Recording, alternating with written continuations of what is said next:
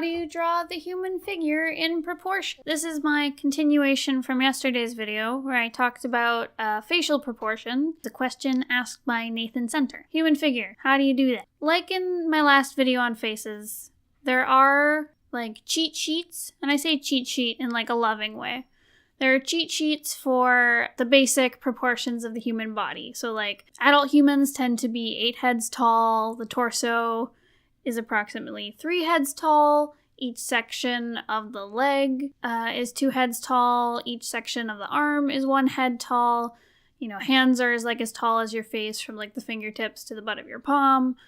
Like there's a whole bunch of like things like that are a good like rule of thumb for when you're drawing the human figure. Like I said in my last video, however, you should be drawing from life rather than only relying on these guidelines, because humans look different and we have weird proportions depending on who you are, especially if you're like stylizing a character design. You know, some people have like short legs, some people have long torsos or short arms or small hands. Like, you'll find when you start drawing actual people that, like, sometimes the proportion is a little bit off. But yeah, those guides are a good guideline or a good way to kind of check your work after you're done a figure study. But you should start with figure studies, especially if you're, like, first learning how to draw humans. It's really great to start with figure studies and to draw from real life, of course. So I recommend either doing some like cursory research on figure studies or like go see if any life drawing classes are going on in your like city or town, because those are a great place to start. Like I started doing figure drawing in my art class in high school, and it's a really great skill to learn. It's really fun. Especially if you want to learn how to draw people. But I'll break down kind of like the main elements of figure study and gesture drawing. So there are kind of like 3 main things you are trying to render in a figure study.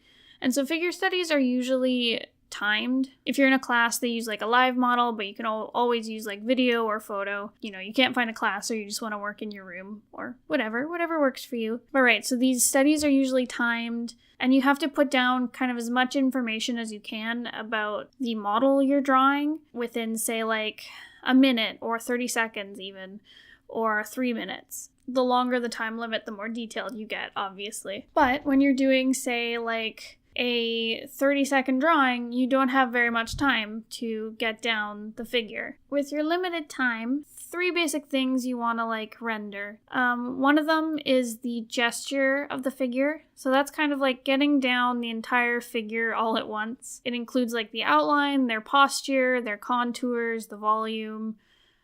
You're basically capturing like the essence of the figure, of like their pose, of their proportions, all that good stuff. It sounds really weird and kind of ethereal when you like talk about it.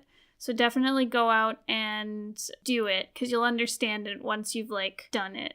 So along with the gesture comes the line of action, which it's basically like the motion and the placement of weight of the figure, I guess is the easiest way I'd describe it.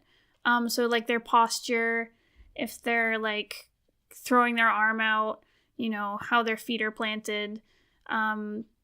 Again, this is definitely a subject where like having visual aids would help a lot, but basically adding the line of motion or ensuring that you're like putting down the line of motion. My dog is sneezing. Anyways, so rendering the line of action adds dynamism and movement and fluidity and weight to the gesture, and it really brings it to life. It's especially helpful practice for your comics in regards to like flow and motion and making characters look like they're moving. The last big part about figure drawing and gesture studies is adding shadows and highlights and basically capturing the volume of the figure without necessarily going like into detail with, say, like the anatomy. You're getting like, you're giving them a 3D look, I guess, or like capturing, you know, this 3D image on paper. Sorry, I got distracted by my dog. Right, those 3 things kind of make up figure drawing / gesture drawing, and these will lead you into understanding the human body without having to like dive deep into the details of like anatomy and proportion.